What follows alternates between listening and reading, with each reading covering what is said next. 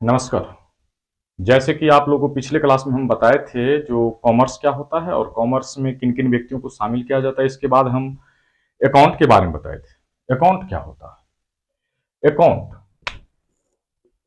ACCOUNT, account को हिंदी में हम लेखांकन कहते हैं। सवाल उठता है लेखांकन क्या होता है? लेखांकन दो शब्दों के मेल से बना है। लेखा प्लस अंकन। कितने शब्दों के मेल से बना है? लेखा प्लस अंकन। इसमें लेखा का मतलब लिखने से होता है एवं अंकन का मतलब अंकों से होता है। किसी भी जानकारी को यदि आप अंकों में लिख लेते हैं तो उसे हम लेखांकन कहते हैं। क्या कहते हैं? लेखांकन कहते हैं। दूसरे शब्दों में लिखवाए थे और दूसरे शब्दों में लिख लीजिए, किसी भी व्यवसाय में वस्तु खरीद भी होती है तो विक्रय भी होता है, खर्च भी होता है तो आमदनी भी होती है। इन सभी बातों को यदि आप अंकों में लिखते हैं तो उसे हम लेखांकन कहते हैं। फिर से समझ लीजिए, लेखा प्लस अंकन। लेखा का मतलब लिखने से होता है और अंकन का मतलब अंकों से होता है। किसी भी जानकारी को यदि आप अंकों में लिख लेते हैं तो उसे हम लेखांकन कहते हैं। और दूसरे शब्दों में, किसी भी व्यवसाय में वस्तु खरीद भी होती है तो विक्रय भी होता है, खर्च भी होता है तो आमदनी भी होती है।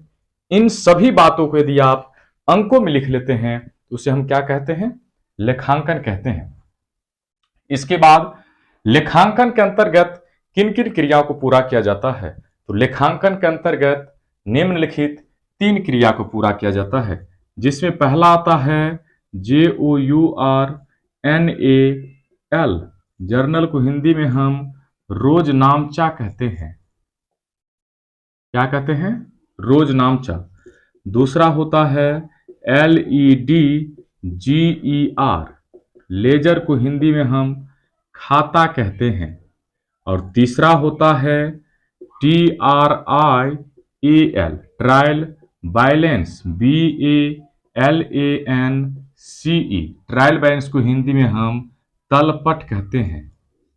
तो सबसे पहले हम जानेंगे रोजनामचा क्या होता है। रोजनामचा, रोजनामचा 2 शब्दों के मेल से बना है। कितने शब्दों के मेल से बना है? 2 शब्दों के मेल से। रोज प्लस नामचा। रोज प्लस नामचा।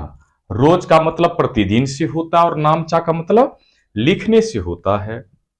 प्रत्येक दिन की घटना को, प्रत्येक दिन की बातों को यदि आप बही में लिखते हैं तो उसे हम रोज नामचा कहते हैं।